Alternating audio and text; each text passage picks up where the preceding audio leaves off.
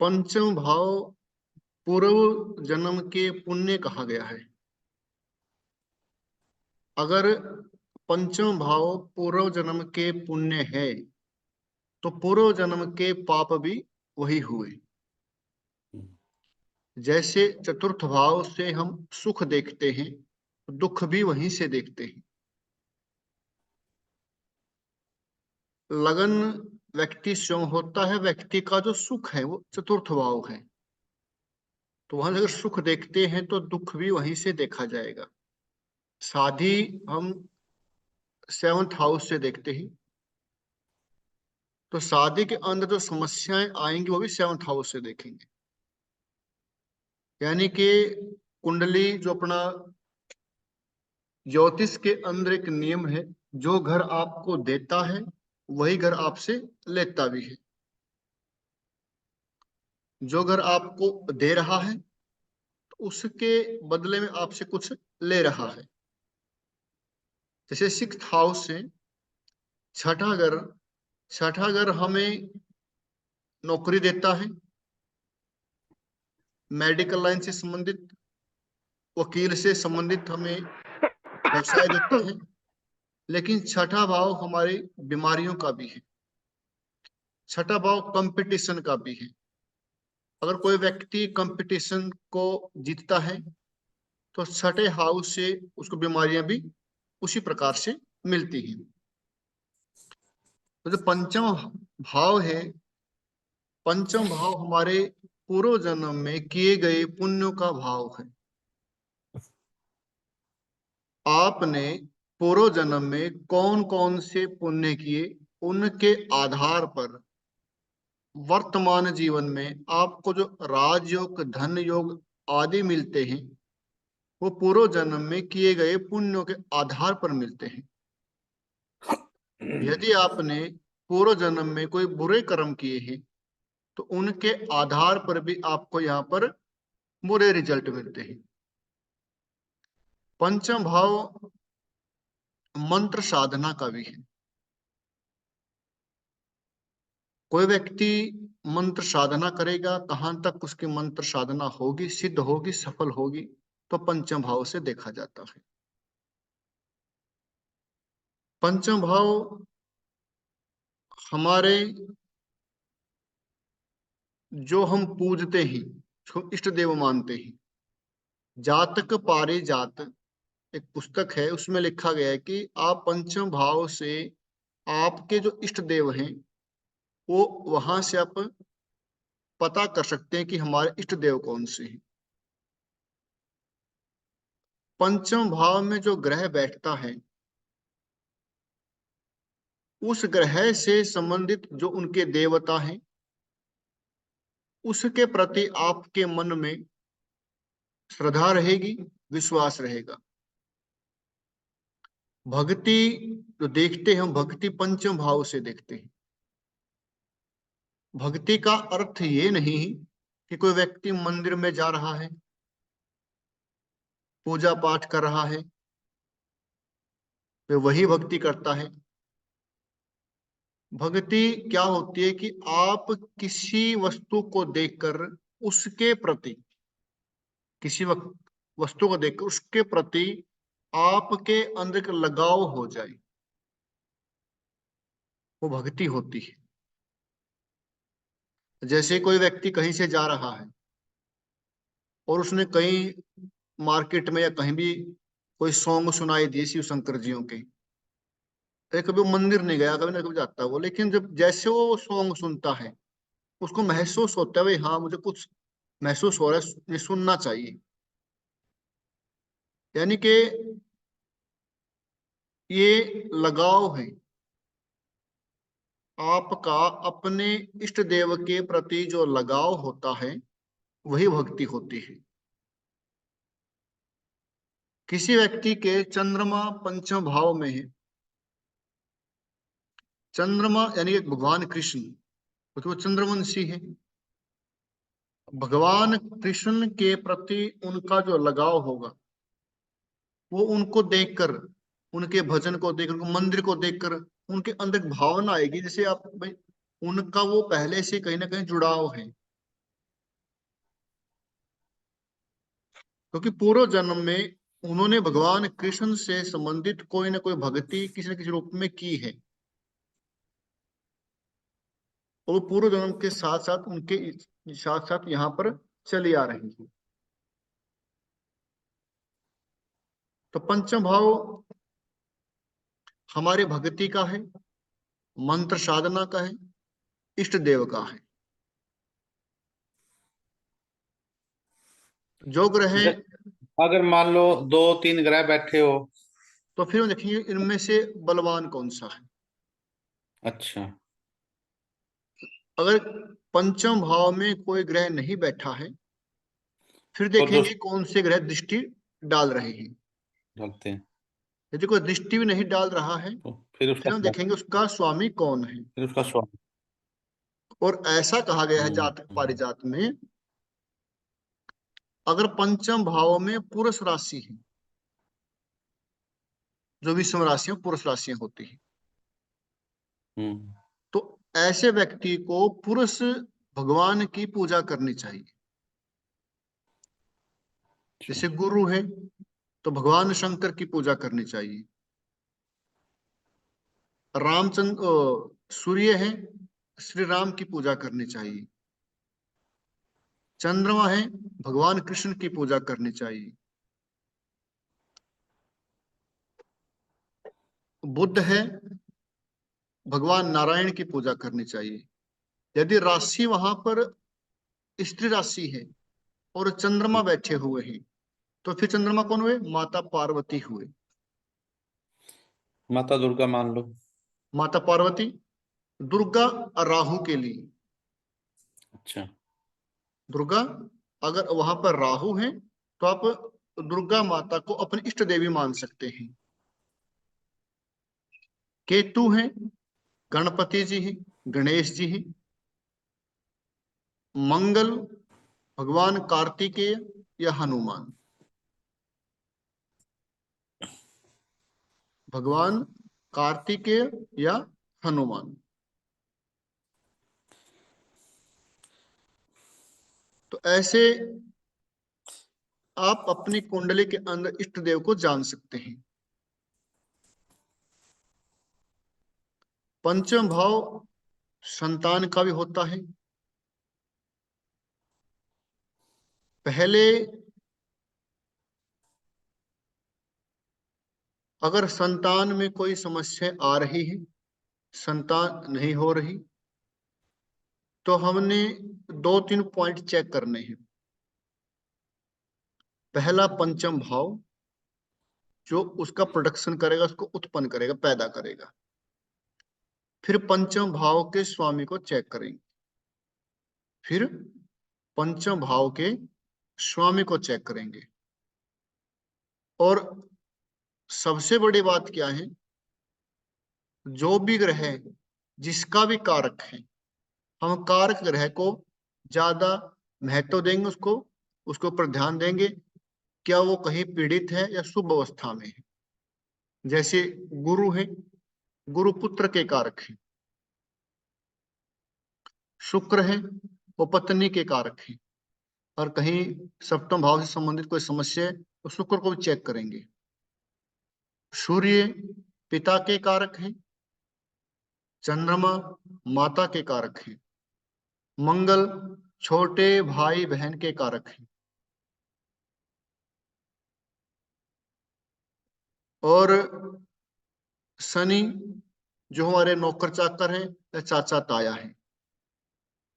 और राहु दादाजी, केतु नाना जी। तो जब हम कोई बात करते हैं किसी विषय में, तो कारक ग्रहों को सबसे पहले ध्यान में रखें। पंचम भाव से संबंधित, संतान से संबंधित कोई समस्या है तो पंचम भाव, पंचमेश, पंचम भाव के स्वामी और गुरु को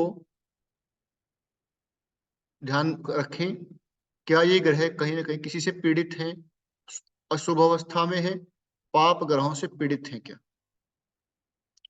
और इन्हीं की दशा या अंतरदशा में संतान उत्पन्न होने के योग होते हैं, पैदा होने के योग होते हैं।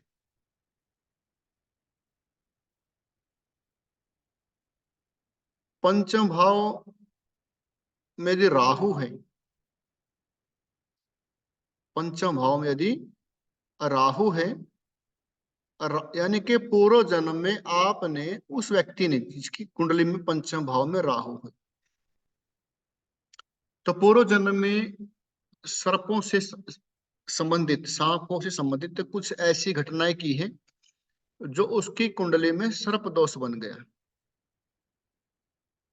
पंचम भाव का राहु सर्प दोष देता है।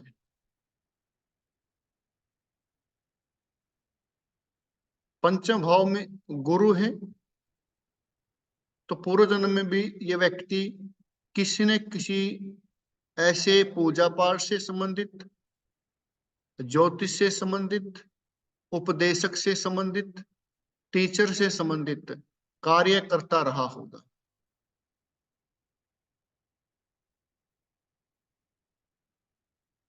पंचम भाव का मंगल,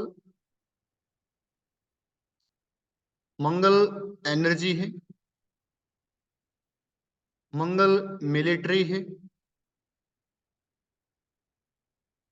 पंचम भाव का मंगल अबॉर्शन देता है,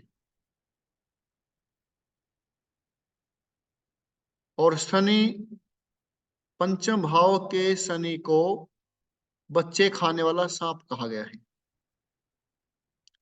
पंचम भाव के शनि को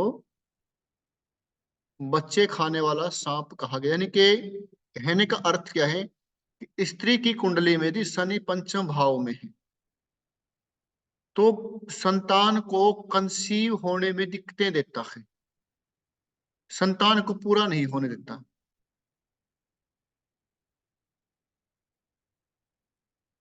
मंगल राहु अबॉर्शन करवाते हैं।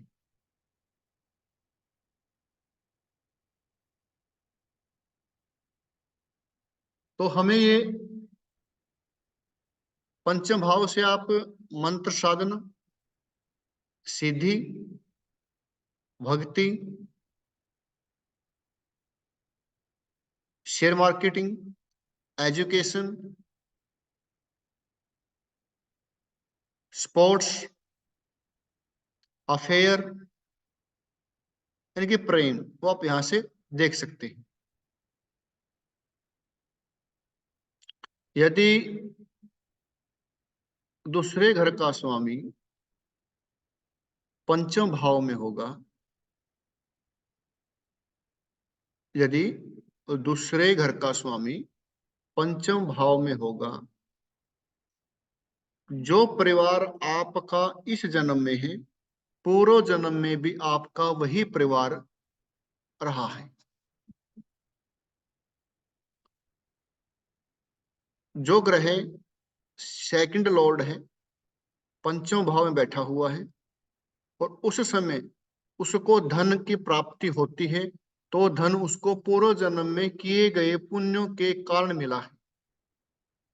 वो पूर्व जन्म में किए गए पुण्यों के कारण उसको धन मिला है।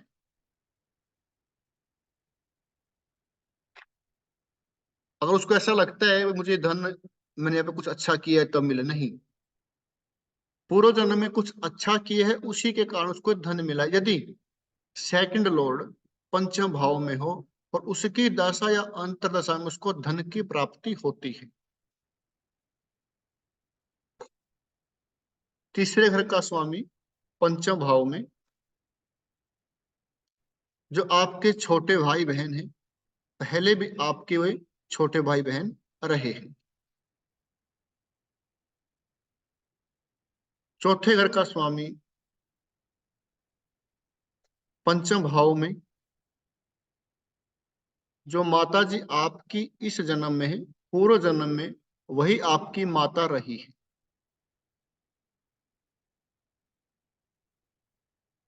सप्तमी पंचम भाव में, जो पत्नी अब आपकी पत्नी है, पूर्व जन्म में वही आपकी पत्नी रही है।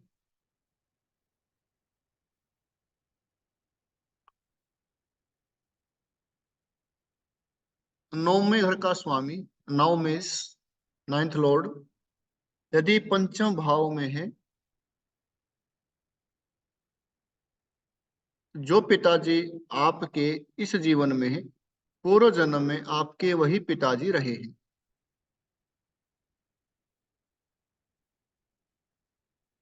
अष्टमेश यदि पंचम भाव में है, अष्टमेश यदि पंचम भाव में है, तो संतान या बच्चे में दिक्कत या एजुकेशन में ब्रेक, ऐसे जातक को एजुकेशन में ब्रेक आता है या संतान होने में दिक्कतें होती है।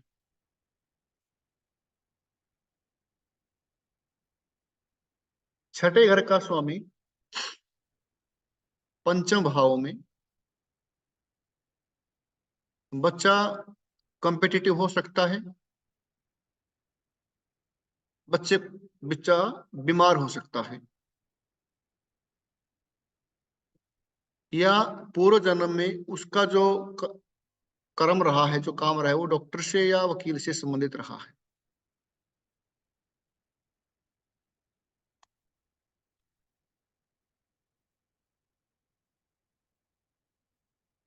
पंचम भाव आपके पूर्व जन्म में जो भी अपने पुण्य किए हैं या आपने जो बुरे कर्म किए हैं, उन सब का है।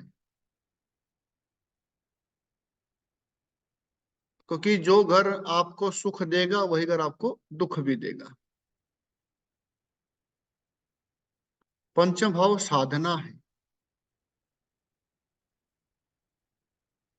पंचम भाव साधना है। और चौथे घर से सेकंड हाउस है, यानी कि माता का धन भी पंचम भाव है। माता का धन पंचम भाव है। माता की वाणी पंचम भाव है। माता की वाणी कैसी रहेगी बोलने में, वो पंचम भाव से लिखे, क्योंकि अगर उस कुंडली का लगन वो व्यक्ति स्वयं है, उसका सेकंड हाउस उसकी वाणी है। चौथा अगर उसकी माता है, तो चौथे का जो सेकंड हाउस कौन सा, वो पंचम हाउस हुआ। तो माता की जो वाणी हुई वह पंचम हाउस हुआ।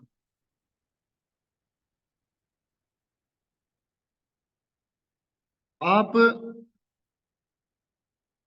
इन 12 घरों से किसी भी रिलेटिव को जान सकते हैं। एक टेक्निक है, आपने रट्टा नहीं लगाना। आपको केवल ध्यान रखना है कि लगन जो पहला घर है वो व्यक्ति स्वयं होता है, और उसका चौथा घर है वो उसकी माता है। नवम घर उसके पिता है।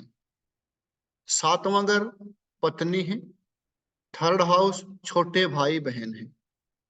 11th हाउस बड़े भाई बहन है।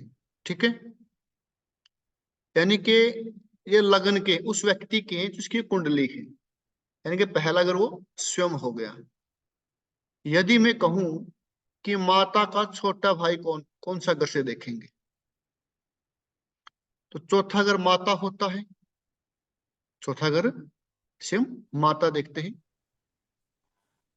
जैसे लगन से थर्ड हाउस छोटे भाई बहन का है, तो उसी प्रकार चौथा घर आप माता के लिए वो लगन हो गया। छठे घर से छठे घर देखेंगे। से माँ के छोटे भाई बहन हो गए। समझ नहीं आया सर, किस तरह मतलब? देखो, आपकी कुंडली है, आप जो स्वयं क्या है पहला हाउस है। आपकी माता कौन सा हाउस हुआ, चौथा। चौथा हाउस हुआ। चौथा घर हो गया जी। चौथा घर हो गया। आपके छोटे भाई बहन कौन सा घर हुआ, तीसरा। तीसरा घर हो गया। तीसरा घर हो गया। तो क्या है जान कि हमने पहले घर को आप हो गए पहला घर। यदि चौथा घर आपकी माता जी है, यदि मैं माता को लगन मान लूं, चौथे घर को लगन मान लूं, चौथे घर से तीसरा घर कौन सा हुआ,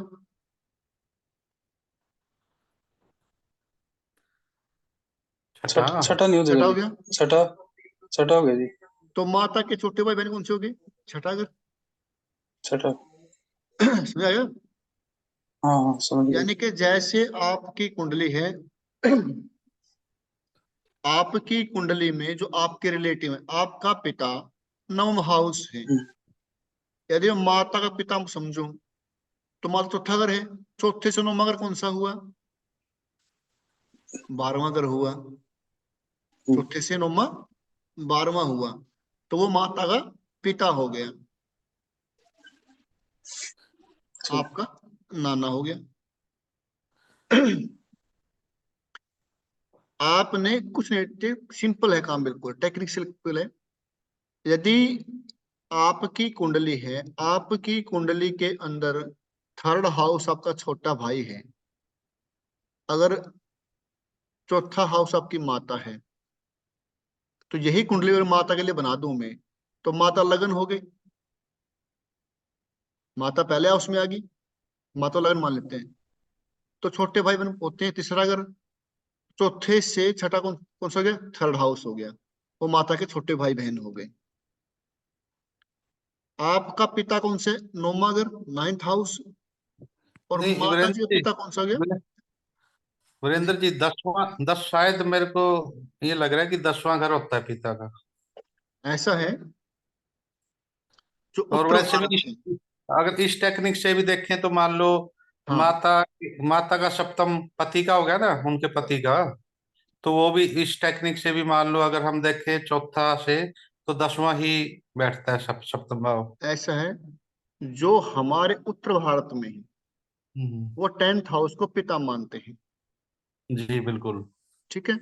लेकिन जो हाँ। साउथ में है ना, साउथ में वो हम्म, 9th हाउस को पिता मानते हैं। तो मतलब इसमें उन्होंने सही है। वो सिद्ध करके दिखाया है। हम्म। 9th हाउस हमारे पित्र होते हैं, हमारे डीएनए होते हैं। हाँ पितर है, पूर्वज है अपने, ये तो मानते हैं, लेकिन पिता पिता नहीं है। पिता तो मान लो 10वें भाव से ही सुना है, देखा है, पढ़ा है पहले अभी तक। पहले हम भी 10th भाव से मानते हैं, लेकिन जब से उनको बताया डीएनए, वो बताया गया, साउथ वाले मानते हैं 9th हाउस। 9th हाउस हमारा डीएनए होता है। हम कहाँ से आए? हम डीएनए हो कहाँ? सकता है, हमारे पूर्वज, हमारे पितर, दादा, परदादा वो हैं, ये मानते हैं। डीएनए क्या होता है? जैसे आप है, आपके अंदर आपके पिता का डीएनए है, आपकी संतान में आपका डीएनए जाएगा। वो तो है। तो इस पद्धति को, इसको साइंटिफिक मान के 9th हाउस को उन्होंने पिता मान लिया, कि डीएनए से आगे चलती है वंश प्रणाली। पर अगर मान लो इस जो अभी चल रही है, हमारी वार्ता चल रही है, हाँ, इसके जैसे हिसाब से तो।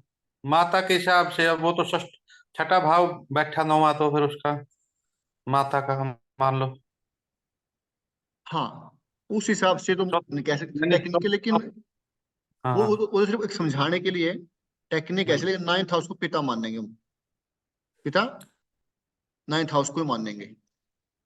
जैसे ओके। 9th हाउस का पिता है, आपका छोटा भाई कौन सा है? आपका छोटा भाई थर्ड हाउस है, आपका हम्म। छोटा भाई आपका थर्ड हाउस है।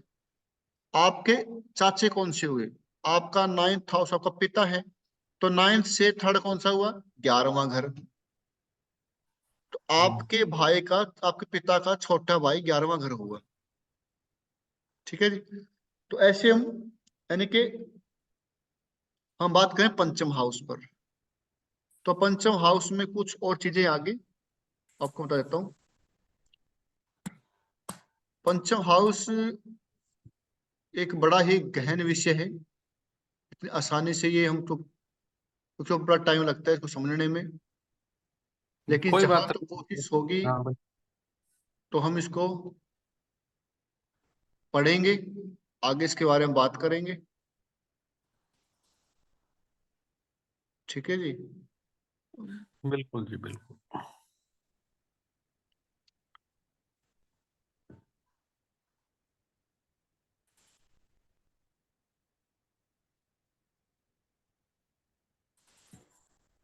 अब देखो, संतान है, संतान क्यों नहीं हो रही है ना? शादियां हो जाती है लेकिन संतान नहीं होती। हम्म। बाकी सभी को संतान हो रही है, परिवार के अंदर दो सदस्य, एक को संतान हो रही है, क्यों संतान नहीं हो रही? तो कहीं न कहीं कर्मों का फल है, कोई श्राप है, कोई दोष है, तभी उसको संतान सुख नहीं मिल रहा। जब हमें बद्दुआ मिलती है, श्राप मिलता है, अगर दुआओं का फल हमें मिलता है तो बद्दुआओं का फल भी मिलेगा। अगर हम किसी से आशीर्वाद की कामना करते हैं कि इसके आशीर्वाद से हमारा शुभ हो जाएगा, हमें हमारी इच्छा की पूर्ति हो जाएगी, तो क्या किसी की बद्दुआ से बुरी हालत नहीं हो सकती? जो आशीर्वाद काम करता है तो श्राप भी काम करता है। दो एनर्जी है, नेगेटिव और पॉजिटिव। अगर पॉजिटिव तो नेगेटिव भी है, नेगेटिव तो पॉजिटिव भी है। तो संतान का न होना कि 3-4 जो श्राप दिए गए हैं वो क्या श्राप हो सकते हैं? पहले हम बात करेंगे देव श्राप, देवता के श्राप। पहले बात करेंगे देवता का श्राप। पंचम भाव, पंचमेश और गुरु।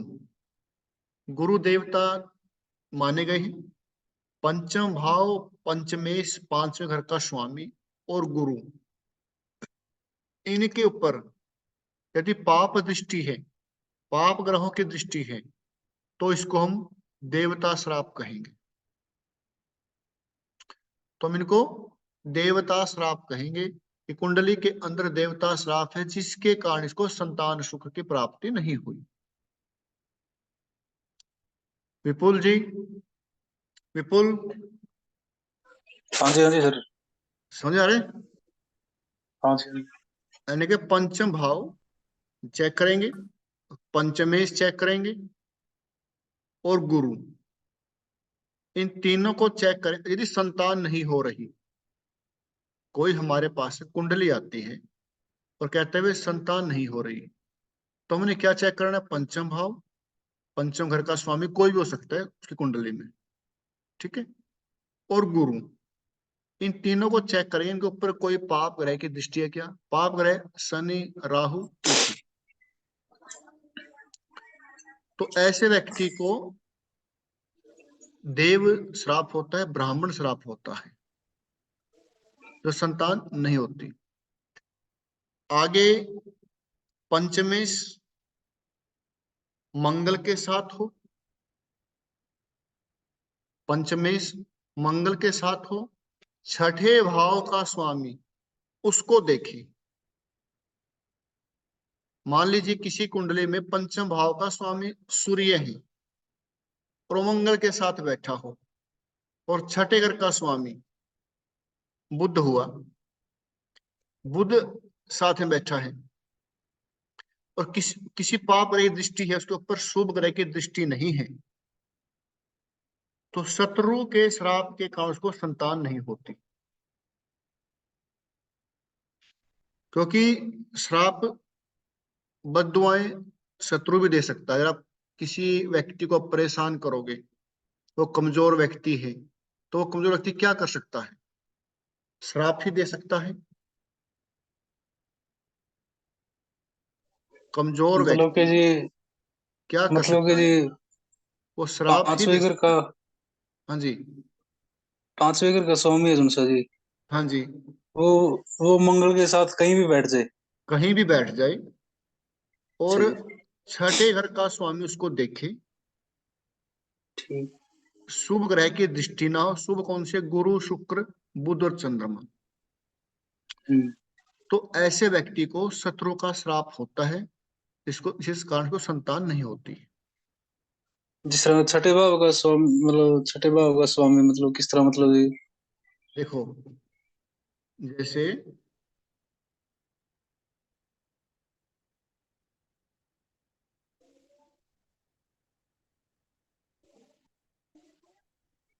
इसे कुंडली है, ठीक है, हाँ जी। जी। यहाँ पंचम भाव का स्वामी कौन हुआ? शुक्र। हाँ जी। शुक्र कहाँ बैठ गया? यहाँ पे। हम्म। यहाँ पर यदि साथ में बैठ जाए मंगल,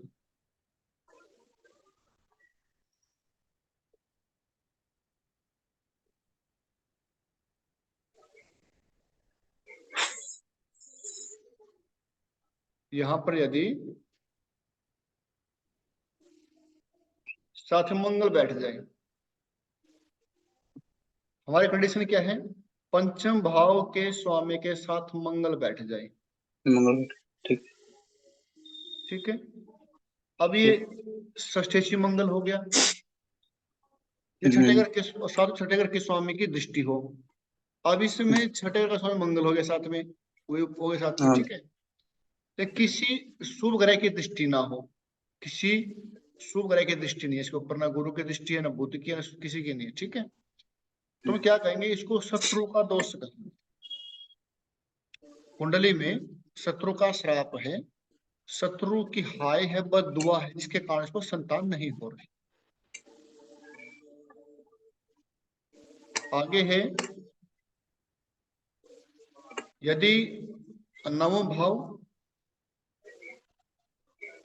पाप ग्रह से युक्त हो, यानी कि नवम भाव में शनि, राहु, केतु, मंगल कोई एक बैठा हो, और पांचवें घर का स्वामी शनि के साथ हो, त्रिकोण में मांदी, एक मांदी होता है, बताओ कैसे देखते हैं उसको, मांदी बैठा हो, तो पिता के श्राप के कारण, या आपने पिता के प्रति अपना कर्तव्य सही तरीके से नहीं निभाया, उसके कारण भी संतान होने में दिक्कतें होती है, उसको पिता का श्राप बोलते हैं। पिता नवम भाव है, यदि आपका नवम भाव पीड़ित है, संतान क्या है, पंचम भाव, पंचम भाव का स्वामी शनि से पीड़ित है, तो आपको संतान होने में दिक्कतें आएंगी। फिर माता का श्राप कैसे होगा, माता चतुर्थ भाव है, चतुर्थ भाव में पाप ग्रह बैठे हो, पंचम में इसके साथ शनि हो, कहाँ बैठे हो, आठवें या 12वें घर में। ये एक बस अपने कंसेप्ट समझना है। माता का श्राप कहाँ से होगा, चतुर्थ भाव से, चतुर्थ भाव माता का है। पिता का श्राप कहाँ से होगा, नवम भाव से, क्योंकि नवम भाव पिता का है। माता चौथा घर है, चौथा घर में पाप ग्रह बैठे हो, शनि, राहु, केतु, और चौथा घर माता का है। माता यानी कि फोर्थ हाउस आपका पीड़ित हो, पंचम भाव किसका है, पुत्र का है, और पंचमेश के साथ शनि बैठे हो, और वो अष्टम या द्वादश स्थान में बैठे हो, तो माता के श्राप के कारण आपको संतान सुख नहीं होगा। माता के श्राप के कारण संतान सुख नहीं होता। कुछ लोग अपनी माता के साथ गलत व्यवहार करते हैं, मान सम्मान नहीं करते, लेकिन फिर एक कमजोर व्यक्ति क्या करेगा, बद्दुआ ही देगा। परमात्मा देखता है, सब कर्मों का खेल है, तो उस माता के श्राप के कारण व्यक्ति को संतान की प्राप्ति नहीं होती। पिता का श्राप नवम भाव से चेक करेंगे, नवम भाव में पाप ग्रह बैठे हो, पंचमेश शनि के साथ हो, तो पिता का दोष होता, पिता का श्राप होता है, जिसके कारण संतान नहीं होती। पंचम भाव में राहु हो, केतु हो, या पंचमेश राहु केतु के साथ हो। पंचम भाव में राहु या केतु कोई एक ग्रह बैठा हो, पंचम घर का स्वामी राहु या केतु के साथ हो, उसको सर्प दोष बोलते हैं, जिसके कारण संतान की प्राप्ति नहीं होती।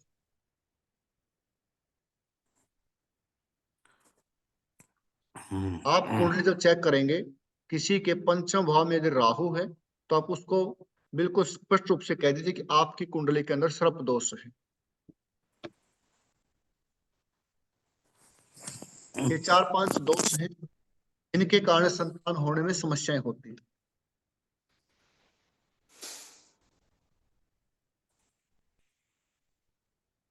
आगे कुछ और सूत्र हैं, जैसे रमेश जी हैं, रमेश जी की कुंडली है तो रमेश जी कुंडली में जो इनका जन्म लगन है, मान लीजिए इनका लगन कर्क राशि का है, यदि इनका लगन कर्क राशि का है तो इनके 10वें घर में कौन सी राशि हुई? मेष। 10वें घर में मेष राशि हुई। यदि इनका बच्चा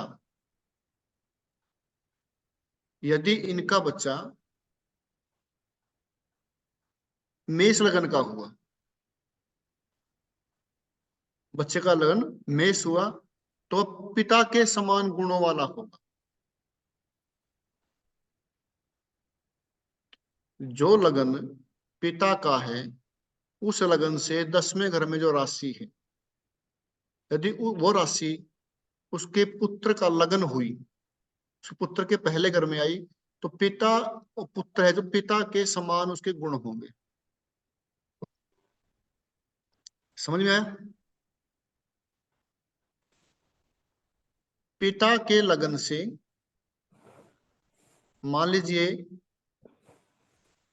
विपुल का मेष लगन है, विपुल का मेष लगन है, तो थर्ड हाउस में मिथुन राशि हुई, वृष मिथुन। पिता के लगन से तृतीय में जिस जातक का जन्म हो वह पिता की आज्ञा अनुसार चलता है। जैसे विपुल का जन्म में लगन मेष राशि का है, पहले घर में मेष राशि है, थर्ड हाउस में मिथुन हुई। जो इनका बच्चा होगा यदि उसका लगन मिथुन हुआ, तो वह बच्चा अपने पिता की आज्ञा से चलने वाला होगा।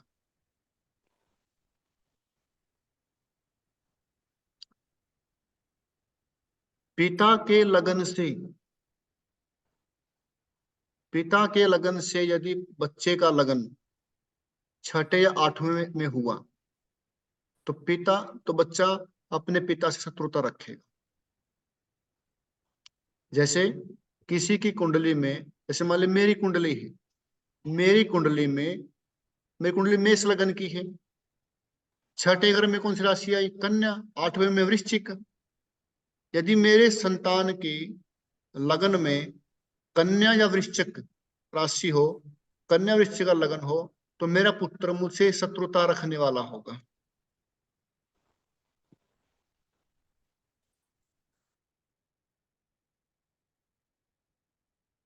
पिता के जन्म से 6ठे या 8वें भाव का स्वामी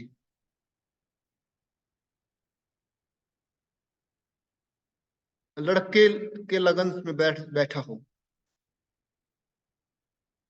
यानी कि पिता का जो लगन है उसके 6ठे या 8वें घर का स्वामी लड़के के लगन में बैठा हो, तो पिता से भी श्रेष्ठ होता है। मान ले मेरा मेष लगन है, 6ठे और 8वें का स्वामी, 6ठे का बुध हुआ, 8वें का मंगल हुआ, और मेरी संतान की कुंडली में वो मंगल या बुध पहले घर में बैठ गया उसके, तो मुझसे भी श्रेष्ठ होगा जो बैठा है। ठीक है, जो मतलब कि बैठ जाता है तो ऐसा होता है। आगे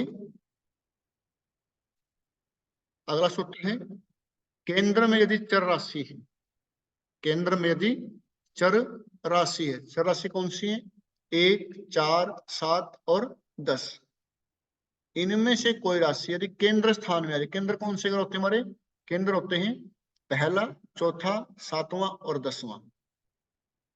यदि इनमें चर राशि हो, उसमें सूर्य या चंद्रमा बैठा हो, उसमें सूर्य या चंद्रमा बैठा हो, तो वो जातक अपने माता पिता की मृत्यु के समय उस स्थान पर नहीं होता जब माता पिता की मृत्यु होती है। जब माता पिता की मृत्यु होती है उस समय वह जातक अपने माता पिता के पास नहीं होता। मतलब ये पिता की कुंडली है जी, मतलब नहीं, खुद की। अच्छा जी। जिसमें वाली कुंडली आपकी है, ठीक है, आपके केंद्र में पहले, चौथे, सातवें और 10वें घर में चर राशि, चर कौन सी है, 1, 4, 7, 10, और उनमें सूर्य चंद्रमा बैठा हो, सूर्य या चंद्रमा, तो ऐसा योग बनता है कि माता पिता की मृत्यु के समय व्यक्ति कहीं बाहर गया होगा, किसी काम से गया होगा, कहीं नौकरी पे गया होगा। तो ये ऐसा कहा गया है। तो ये सूत्र हैं,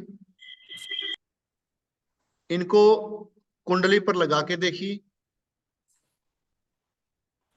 जब आप कुंडली को टेस्ट करेंगे, उसके ऊपर लगा के देखेंगे, तभी आपको उनके रिजल्ट आएंगे और आपको याद हो जाएंगे। बिल्कुल सही है जी। ये तो एक तो देखो मैंने अभी देखा है, जो ये शुरू वाला, पिता जैसे के, मेरा मेरा मिथुन लगन है, हाँ जी, तो उसके मुताबिक मीन राशि में मेरे लड़के का जन्म है। मीन राशि हुई आपकी 12वें घर में। 10, नहीं नहीं, मिथुन से तो 10वां हुआ ना। अमित से 10वां हुआ, हाँ 10वें घर में हुई आपकी। हाँ, ठीक है, मेरे लगन से तो मतलब 10वां हुआ 10वें ना में हुआ उसका, आपके, ठीक है। है ना। हाँ तो बिल्कुल, उसमें यानी कि सेम गुण मिलने वाली बात है, मान लो। हाँ, पुत्र वही के समान गुण स्वभाव, होंगे। हाँ, स्वभाव सेम है। कोई अगर ये पूछे ना मुझसे, भाई क्या हाँ। मुझे पुत्र सुख मिलेगा, क्या मेरी हम्म। पुत्र के साथ बनेगी, हम्म। तो हम चेक कर सकते हैं पिता के लगन से। जो पिता का लगन है, उससे छठे और 8वें में जो राशि पड़ती है, यदि हम्म। उनमें से कोई एक राशि उसके बच्चे के लगन में आ जाए, तो हो जाता है षष्ठाश्रम हो जाता है, तो पिता पुत्र का वैर रहेगा। हाँ, चतुरता रहेगी वो तो। ऐसे छठे ही आठवें। देखो, एक बात है कंसेप्ट की, ये बात है हम्म। कंसेप्ट की। मैंने केवल किताब में ये पढ़ा, तो पिता के साथ अगर मैं कंसेप्ट लगाऊं उसके ऊपर, वो टेक्निकल भी होगा, उसको आप सहमत भी करोगे। हम्म। यदि यही मैं सूत्र लगाऊं माता की कुंडली पर, हम्म। तो वहां भी काम करेंगे। बिल्कुल करेंगे। माता की कुंडली में जो लगन है, वो जो छठे 8वें घर में जो राशि है, यदि वो राशि उसके संतान के लगन में बैठ जाए, तो माता के साथ सतोता हो जाएगी। हम्म। यदि मैं यही नियम लगाऊं चाचा की कुंडली पर, चाचा हम्म। भतीजा का संबंध कैसा रहेगा, हाँ, ये तो है। भाई कृपा का पड़ेगी। कैसे। मम्मी के और भांजे का लगाऊं, ठीक है नहीं, तो मतलब कि ज्यादा काम करती है भतीजे, माता और पिता पर, हम्म। ठीक है ना। ये बिल्कुल बिल्कुल। मतलब माता पिता दोनों पे काम करेगा, मतलब ये वाला बिल्कुल जी। दोनों काम करेगा। ठीक। चाचा है, मामा है, उस पर काम करेगा, ये आप लगा के देखना। किसी मामे भांजे की आपस में नहीं बनती, एक के साथ में तो नहीं बनती, तो कुंडली चेक करके देखना। उनमें दो मिलेंगे आपको, दो तरीके हो सकते हैं। पहला, आप चेक करें भांजे की राशि क्या है और मामा जी की राशि क्या है, ये दोनों का संबंध बन गया 6-8 का षष्ठास, एक दूसरे 6-8 हो गए, तब भी उनके विचार नहीं मिलेंगे, तब भी उनके विचार नहीं मिलेंगे। अर्जुन से अपन राशि लेवांगे जी, और नाम के हिसाब से लेवांगे, जन्म डेट के हिसाब से लेवांगे। अगर डेट ऑफ बर्थ है हम्म, तो जन्म के हिसाब से, अगर डेट ऑफ बर्थ नहीं है फिर नाम के हिसाब से, ठीक। ठीक है। तो ये एक ठीक है। टेक्निक है, आप उसको आजमा के देख सकते हैं, काम करते अच्छी बात है, आगे बताओ भी काम करती ही। तो ये हमारा 5th हाउस हुआ, ये 5th हाउस हुआ, ठीक है, क्योंकि हम धीरे धीरे और गहनता जाएंगे आगे, पंचम भाव का जो मतलब कि सप्तमास है संतान देखने के लिए, सेकंड संतान, थर्ड संतान, पहली संतान, संतान कैसी होगी, ठीक है जी। तो हम सप्तमास को चेक करेंगे।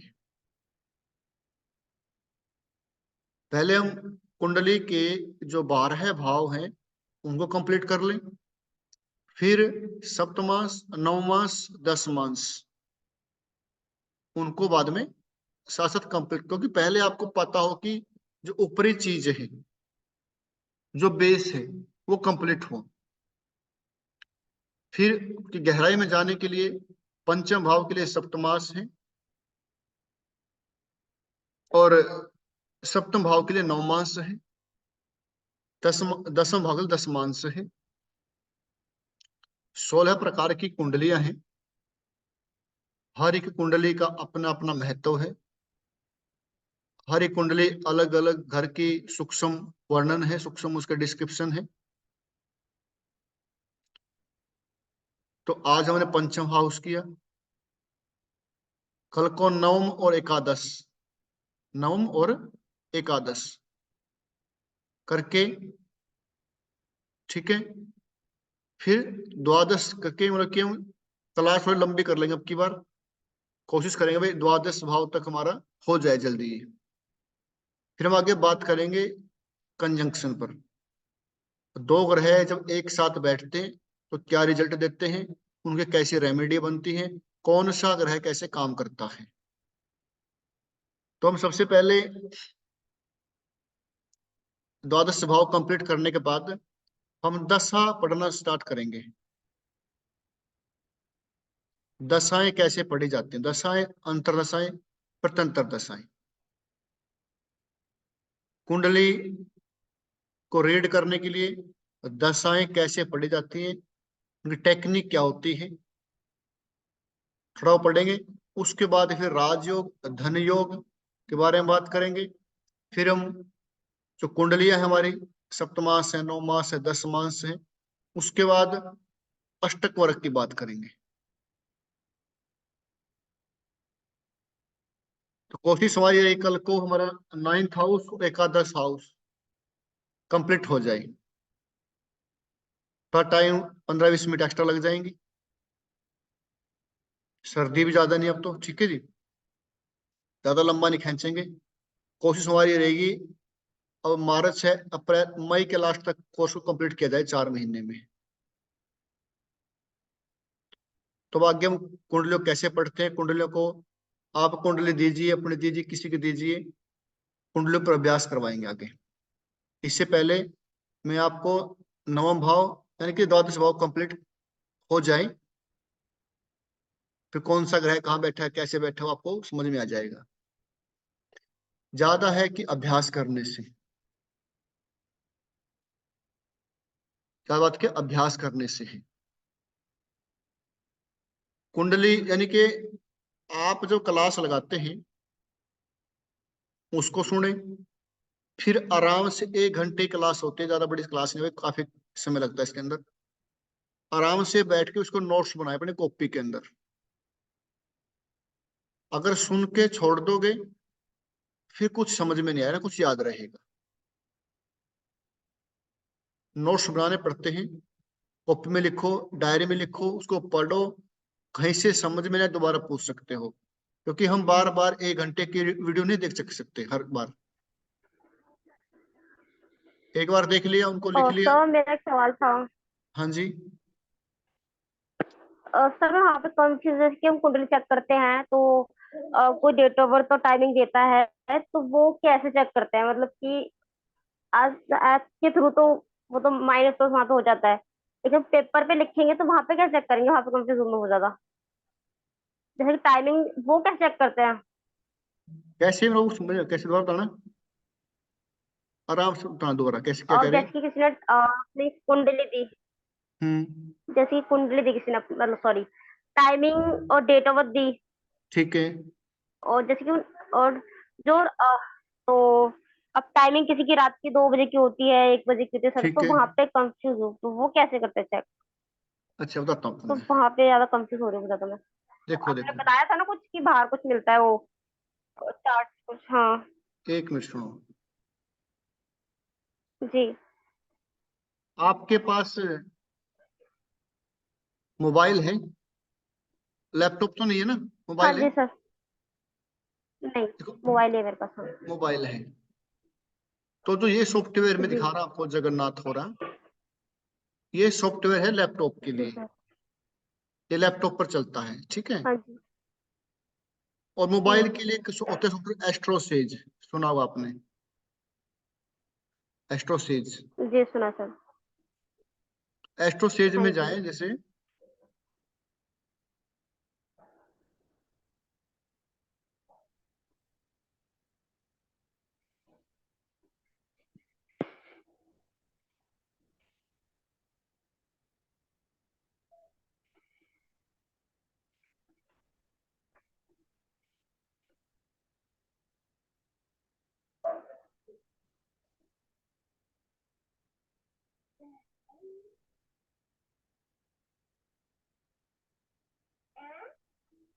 एस्ट्रोसेज वैसे मोबाइल के लिए है।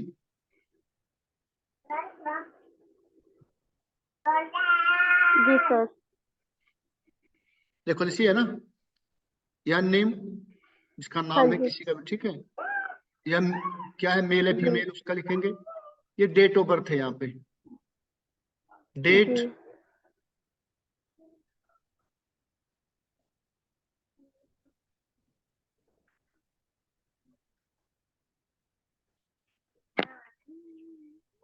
देखो जो कह रहे AM है, PM है ना।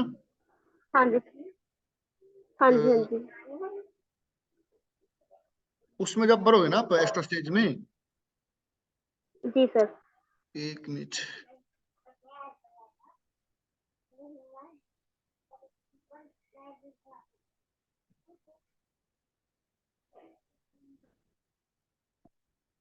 जब आप आपके पास आप वो खोलो, आप खोलो एस्ट्रोसेज, खोलो आप, इसमें मोबाइल पे खोलो अपना एस्ट्रोसेज खोलो, अब मोबाइल पे खोलो एस्ट्रोसेज, जी सर। कुंडली पे जाओ, कुंडली पे क्लिक करो,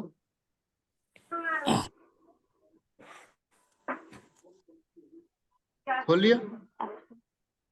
एक मिनट तो इंस्टॉल करना पड़ेगा।